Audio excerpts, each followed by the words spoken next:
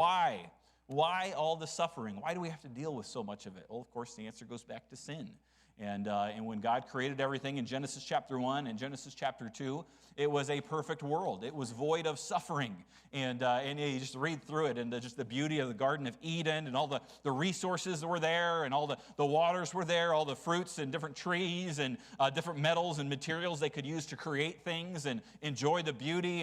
And work was simply a joy. And I enjoy gardening. It's nice. It's nice to do. It's nice to trim those bushes, get it looking just right, and to pick that beautiful fruit. That's fulfilling work. And that's what they did. They enjoyed every bit of it. But then, of course, Genesis chapter 3, when they sinned, they went against the one law God gave them. That suffering came into the world. Genesis chapter 3, verse 16, we see the curse of sin that God gives to Adam and Eve after they broke his command. He says this, unto the woman, he said, I will greatly multiply thy sorrow and thy conception.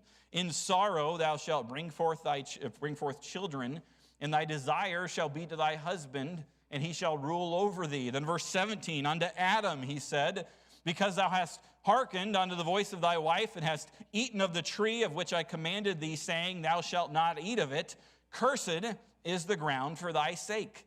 In sorrow thou shalt eat of it all the days of thy life. Thorns also and thistles shall it bring forth to thee, and thou shalt eat the herb of the field, and in the sweat of thy face shalt thou eat bread, till thou return unto the ground, for out of it thou wast taken.